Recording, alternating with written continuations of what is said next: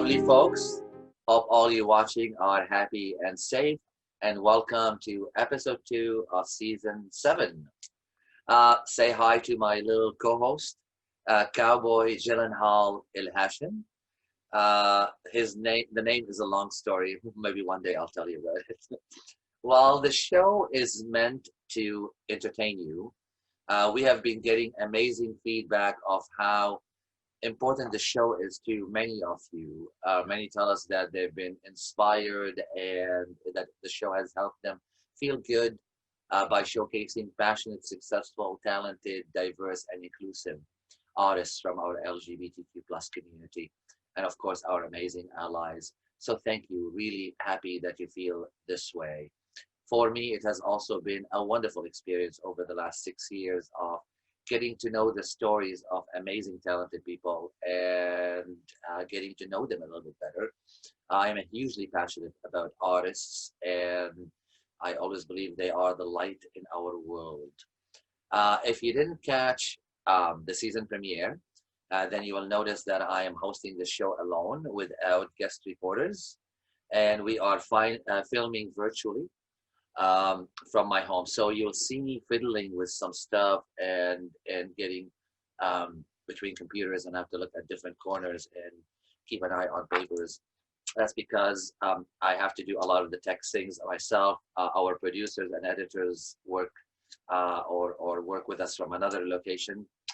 We don't have the same resources and budgets as Ellen DeGeneres. So yeah, but filming virtually has been advantageous in a way. We don't have to have the guests on location, so we're able to chat with artists from all over the world, and that's really cool. So today we are connecting with the UK and with artist, the wonderfully talented and respected Tim Arnold. Tim is a maverick artist whose work stretches the boundaries of the imagination and defies genre and category. He is constantly in creative mood, writing, recording, and releasing another album or project, always different from his predecessor and without ever repeating himself.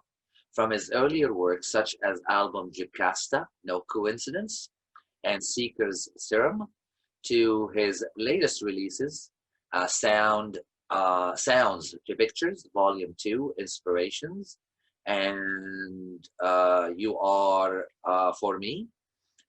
Tim Arnold has entertained us and kept us guessing what's next. Let's bring him on, shall we? Welcome to the show, sir. Thank you for having me. How is England today? It's the weather's just turned. We've had some lovely weather, but now it's starting to get very Englandy. best of British just kicked in. Yeah. A number of your work, Tim, is enshrined in activism, and that is what got my attention and wanted to invite you to the show, because you like to be part of affecting change and not just be a bystander. I'm going to start the show with chatting about 2 of your projects that inspired me. You identify as straight, but you have said in a number of interviews that you come from an LGBT background, being brought up by 2 women and a household that was connected with a family, an extended family of gay men and women. So that's our segue to your video and song, What Love Would Want. The song was, or the video was published on 17 May 2017 to mark International Day Against Homophobia, Transphobia, and Biphobia. I will let you tell us more about all that, what inspired it, who inspired it, and also there's a connection with that song with Toronto, which Absolutely, is very cool. So take it away. I wrote the song "What Love Would Want" as I do many of my songs. It was just a reaction to something that had cropped up in the news, and I'd heard that there were concentration camps for gay people in Chechnya, and I thought I was reading something perhaps from the 1940s. You know, I thought it must be an old, but it wasn't. It was current. And I watched it. When I found out about that, I then watched a YouTube video of Stephen Fry talking about the condemnation of the gay community by the Catholic Church.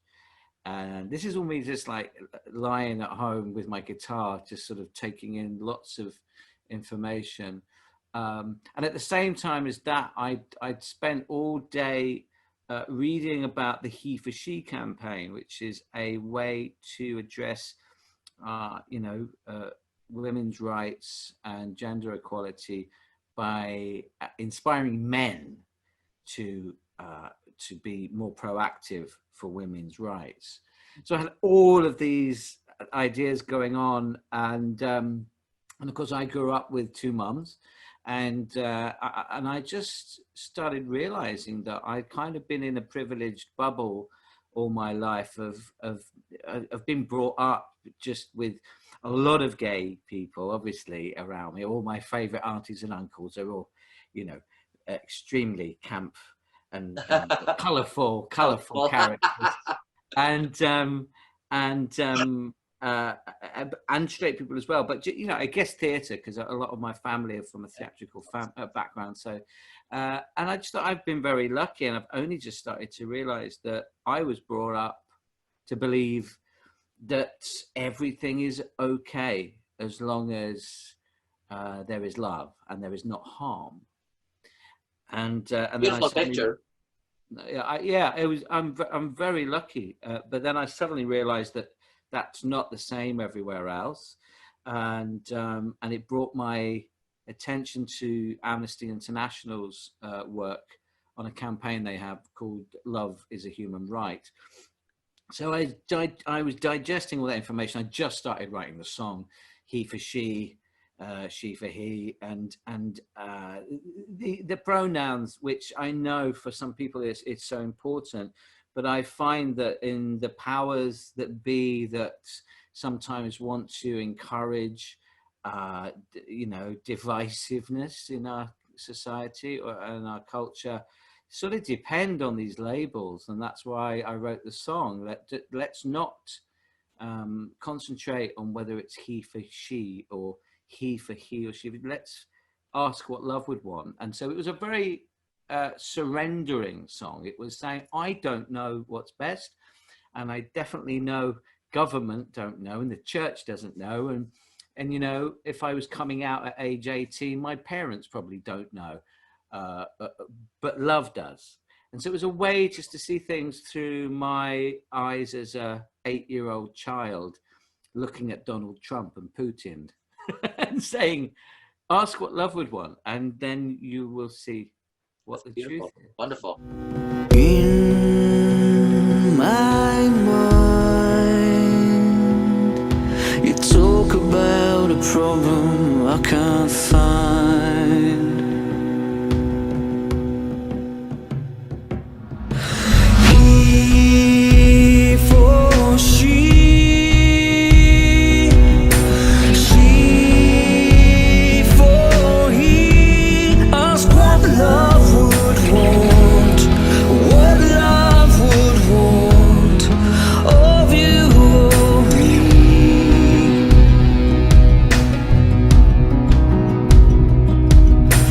He for he, she for she.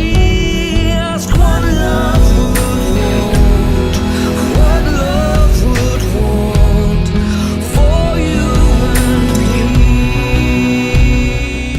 And you launched it you were in Toronto, which means you visited Toronto. Well, glad you saw our city. So how did you launch I it? love Toronto. Yeah. Oh, nice. It What changed my was life. what was the launch like? I know I read somewhere that you had some events and whatever happened here.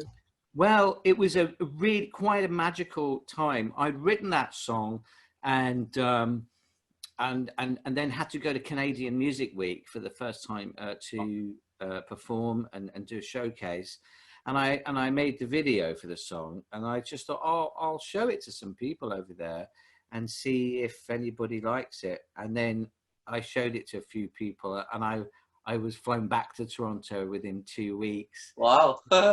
Launched the song with a new, it was a Bitcoin company. They said, we just love this. We really want to support it. So I did a special performance with lots of friends of mine, Ben Pelchat, who runs Kensington Sound Studio, and all his pals got together on a boat and Wow. Lake Ontario and performed this song. There's so many names and people that I don't want to forget. They know who they are, and my Toronto family. And then launching it at the same time as the anti,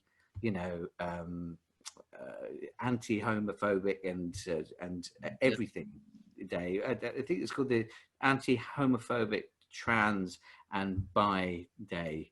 And so we were sort of down Dundas and is it Dundas and Young, the square? Yeah. Good memory. And and just kind of singing the song and sharing the information and the message of the song about inclusivity and diversity, and meeting a lot of Canadians that which was really weird. I thought I'd launched the song in London, but the support really came from many people that I'd only just met and then since became friends, people working in PR and radio who just sort of believed what I was doing was worth working for. And it was a beautiful thing. There was no budget or any of that kind of stuff. It was a real grassroots people making it happen campaign.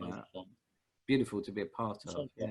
And you I mean, I haven't yet started talking to you, and you are so inspiring. I love how you think. We are living in a bit of fear at this time with the virus and what have you, of neighborhoods disappearing and the gay village here, the theater district. There's a lot of fear.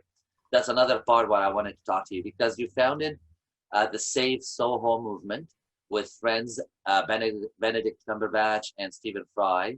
And you released as part of the project the Soho Hobo, which won the BBC London Album of the Year in 2015. Tell us about the reason behind the project, what got it in your mind, how has it been going, what measurable results you have. Maybe we can learn something from you, how to do something like that. It's quite, I'll try to be concise because it's quite complicated. It's a long story. Okay. There's a film about it as well, which is on YouTube. It's free, called Soho Is. Okay. It's on my YouTube channel, and that's really great way to get an understanding of what Save Soho is about. But to answer your question, it was my mother began her career in Soho in the early 1960s. She was a windmill girl, a theatrical dancer, and then a TV presenter working with bands like the Beatles and the Stones when she was a youngster. And I ended up moving to Soho when I finished school and signed a record deal and got into the same business that my mother had been in, 30 years beforehand. So there's a family tradition. And I didn't know that my grandfather also, as a comedian and actor, had worked in Soho as well. Yeah, in the 1950s. And so I don't know. I had a very traveling around Europe, gypsy-like childhood, which was wonderful and crazy. But I'm probably like anybody that travels or looking for some kind of route. And Soho was that for me. So that was my passion about Soho. And I lived there for 22 years. And made most of my albums there in little artist garrets. It's like little flats that I just struggled to make the rent on, year after year, and just managing to get by and make albums. And then one day, all the music venues were being closed or turned into something else, which wasn't very cool. And I just thought, these are the venues that I work in. After I finished with Sony, I was, I've been independent my whole career, really. And that means I don't get to tour very much and I don't get to travel. So I really made London a platform for presenting my work. And I'm not the only one. There's an enormous community of artists in the UK you know, London is the place that traditionally we want to showcase our work in. And suddenly I just realized I've got very few places to work now.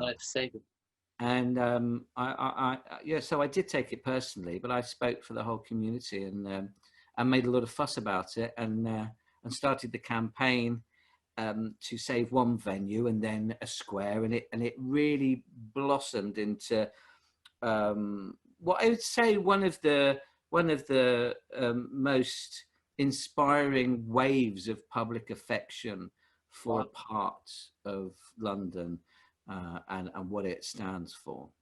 That's beautiful. Have you seen any results that is it working? I mean, it's very much of a time. I think really from 2015 to 2018 was the time that Save Soho did actively the things that it did. Okay. Although I still have some involvement with some establishments and other organizations. I try to help as much as I can. But yeah, we saved a music venue, a very famous music venue called Madame Jojo's. Yeah, you know it. I mean, it's world famous. And then we're going to turn it into a 200-seater restaurant. And, you know, wow. We made a lot of noise. Good for you. Until they kind of knew it was meant to be a small performing arts space again. But it did take getting Stephen Fry and Benedict Cumberbatch as a sort of angels either side of me to say, you listen to that guy. Because, you know, I'm just an indie guy. And that's, you know, I have a cult following, but I don't have the kind of stature to be able to pull something off like that. Maybe the tenacity. It takes tenacity, so yeah, don't sell yourself short. But I believed in the just the spirit of community and creativity, because I've done all the stuff that I've done created is because of that, you know. Nice. Largely because of the Soho community and also because of the musician community. That's what we do. We help each other, especially when there's not lots of money around. And as you know, for music now, there isn't, and there hasn't been for some time. So, yeah, that was quite a journey, and that's what brought me to Canada, because Canadian Music Week wanted me to talk about being a creative, living inside a community and trying to nurture that. That's good. Very nice. In 2019, you continued down that road with releasing Don't Go Changing Soho, a Christmas tribute single to the area featuring some great names: Mark Almond, Boy George, Christy Hyde, Polly Perkins, Gary Kemp, among a number of other artists. I really enjoyed the song and the video. Very beautiful. How did it come about? How did you get all those people to jump on board? With great difficulty. You're being honest. That's good. You know, it was very similar. It took me by surprise, and I was so overjoyed that I got to work with those artists. But I did write it all on paper. I tend to work a bit like, I don't know, a screenwriter or a playwright, and I write down the dream cast, you know, and without any sense of realism as to what it might be, and that song was something that, I don't know, it was kind of like a song from a musical. I just wanted to. I'm a bit. I've got OCD, and it's gotten a lot stronger as I get stronger as I get older, and I was very clear on just putting these decades, these historical moments, into different lines in the song. For me, I guess I could see we were all losing the Soho that we've known for half a century, and still losing to a large degree. But I wanted to rescue it at least in one song, you know. So every decade was okay. So who sings about the 50s? It's like, it's obviously Tommy Steele or Marty Wilde. And who sings the 60s? We couldn't get anyone for the 60s. I don't know what it was about the 60s, so I ended up singing it. And then in the 70s, Glenn Matlock from the Sex Pistols, and then of course Gary Kemp and Mark Almond are singing about the 80s, and I did the 90s because that was my time. And, you know, it was like a real, I just want to put it all together so someone might find it one day and go, wow, that's a pretty like impressive roll call of inspiring artists who is presented in a 5-minute song, but it's kind of like 6 decades or something.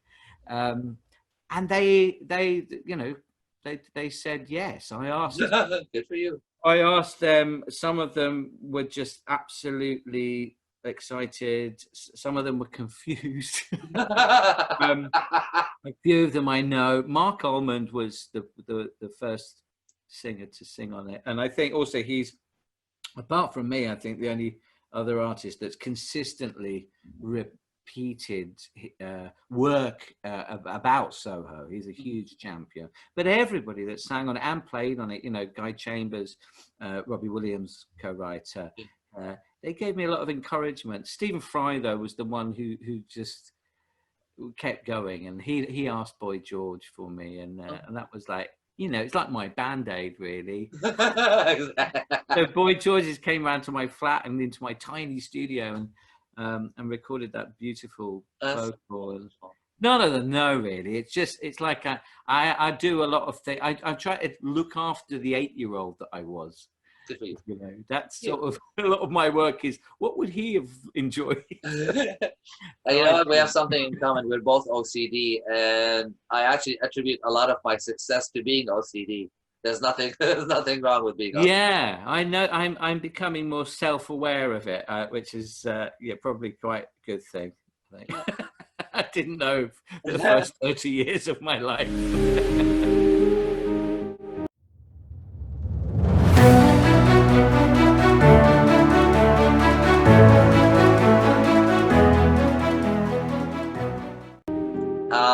You're a singer, songwriter, multi-instrumentalist, composer, producer, filmmaker, and social. You know, with the multi-instrumentalist, you can just say mentalist. You perform vocals. You can play guitar, keyboard, percussion, bass, piano, organ, glockenspiel, mandolin. Your love for music is obviously very vast. What inspires all of those pieces? How do you make all of it click to create Tim Arnold and your work? I think it's atmosphere and story are the things that come first when I'm writing, and so I've never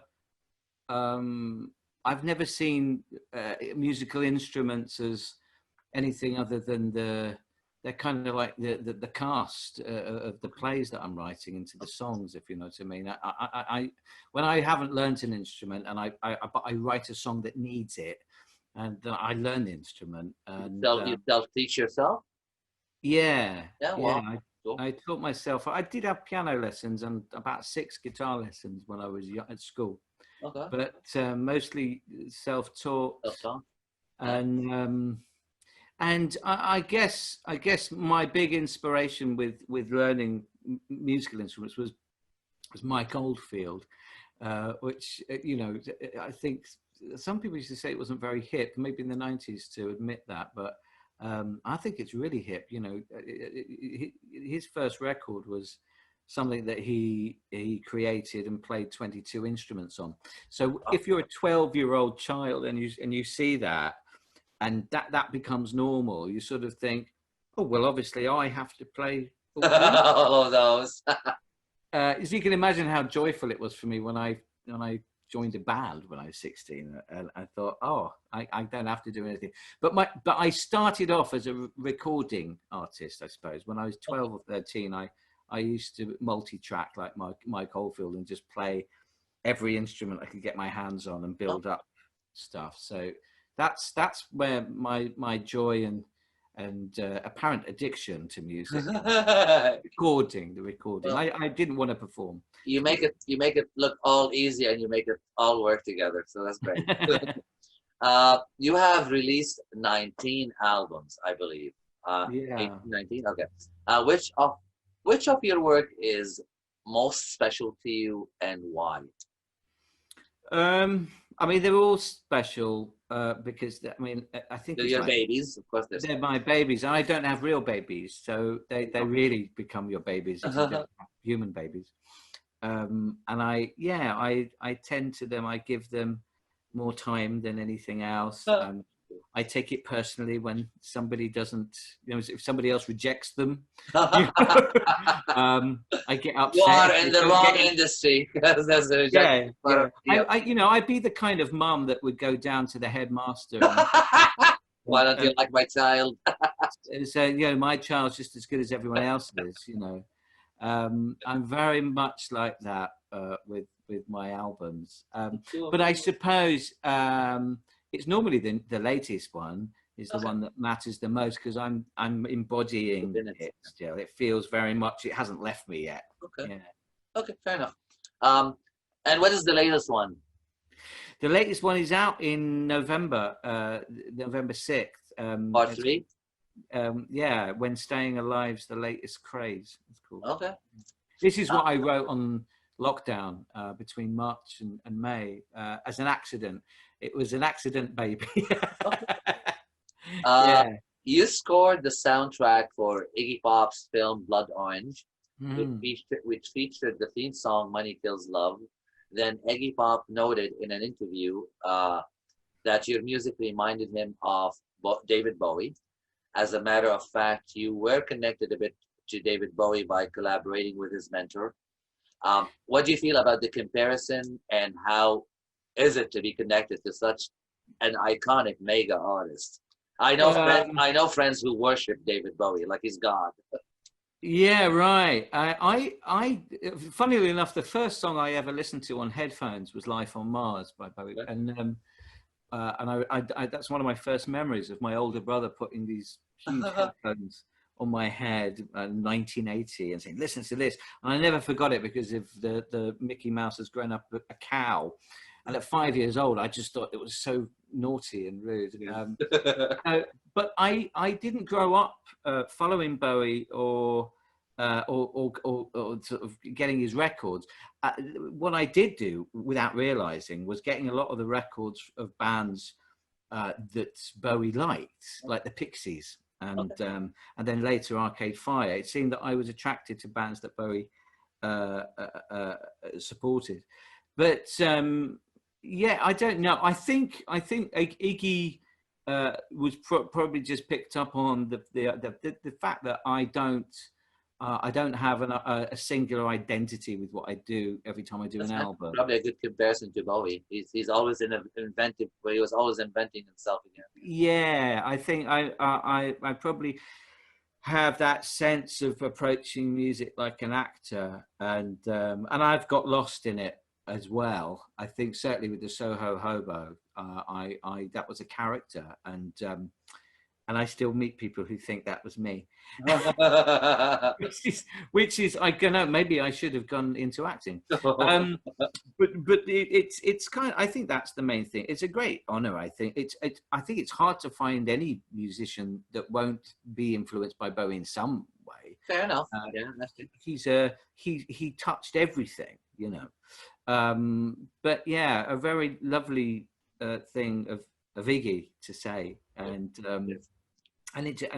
that support, I think, helped a bit with other people and heard back my music before. So. Beautiful.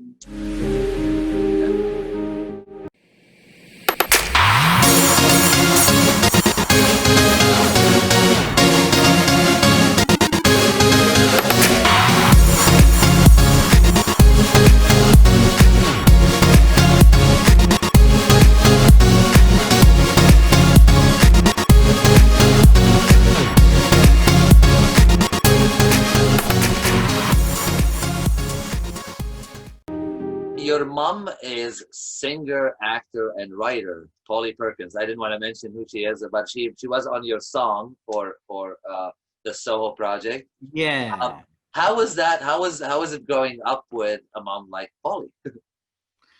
It just phenomenal. And the older I become, the more I realize it. I realize now a lot of the high ideals and values so many of us search for in a complicated life at the beginning of a new century, I see my mother kind of was ahead of her time. Wow.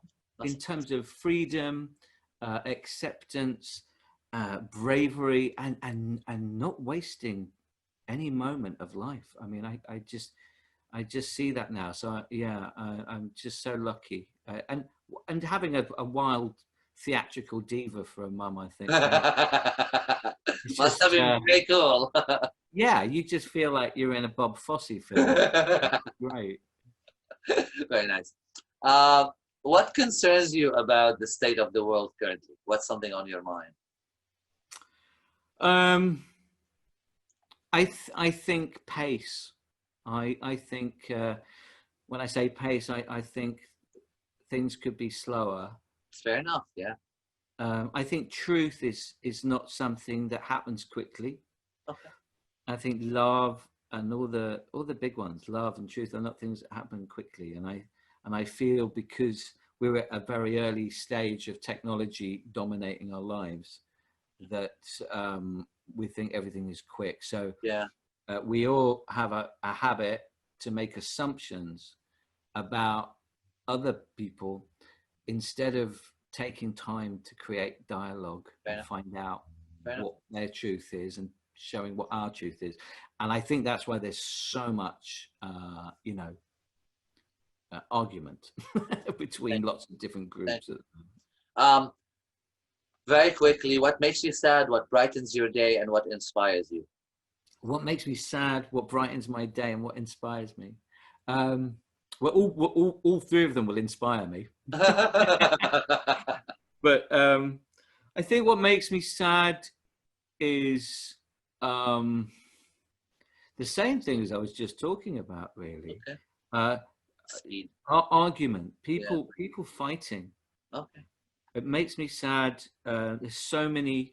It's going back to my song "What Love Would Want," which was really about trying to get rid of labels and just be much more fluid and moving, and not having to settle on this is right, you know. And so it makes me sad that so many of us, and me included, sometimes I'm trying not to, but to be just so solid and have my mind made up, you know, because the only constant truth is change. Yeah. And it upsets me. I see a lot of pain and suffering all over the world at the moment because people are getting stuck, you know. And so that makes me sad. What brightens up my day, my partner, Kate. Hey, Kate. Yeah, she's really such a light in my life. That's beautiful. And what inspires you? Inspires me. Well, number one and number two inspire me. Fair enough. Okay. But I think the time, just slowing down and having time with other people, and not being in a hurry, really inspires me. When you feel that you've you know, the connection. You don't eat a fruit and throw the core away quickly. You know, when you're savoring every bite. You know. Very nice. That's what inspires me. You know what? All your messages are great. Slow down, put the technology away, and enjoy the moment, and really, really indulge in the moment. That's a beautiful. They're aspirations. I'm nothing like that, of course.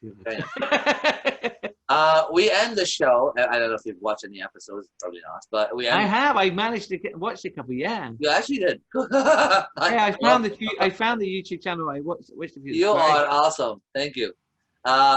We end the show with a game of quick questions. So you provide quick answers, whatever comes to mind. Ready to say? Okay. Your favorite color? Blue. Your favorite season of the year? That's a difficult question. Yeah, it is. Wow. I am a life lover, so there's good things about all the year. At the moment, I think that's because autumn. Okay. All right. Yeah. But I really like what you just said. You like all the seasons because I do. That's a great answer on its own. Your favorite actor and your favorite singer. Who do you watch? Who do you listen to? Do they have to be alive or dead or? No, anything and whatever gender, I don't care. John Hurt, Okay. my favorite actor. Okay. And singer? did you say favorite singer? Yeah. Oh gosh, Kate Bush. Okay. Okay. Your favorite animal? Cat. Cats. You're a cat guy. You can choose one spot in the world to retire to and spend the rest of your life. You can't leave at all. Oh my God. Glastonbury Village. Okay. Your favorite cuisine to dine out when you go out? Where would you go? Planter in Toronto. Okay. I'm invited to dinner at your place. You have to fly me to England first. Yeah. What would you cook to impress me? Oh gosh. What's your dish? Many things. Maybe Spanish tortilla and pan con tomate. I lived in Spain when I was a kid, so I make a lot of Spanish food. Oh, nice. Very nice. Okay. On a romantic date with your partner, what album would you put on that is not yours? Ah, that was clever. No, only because my partner and I've made an album together. So yeah, no. What might I put on?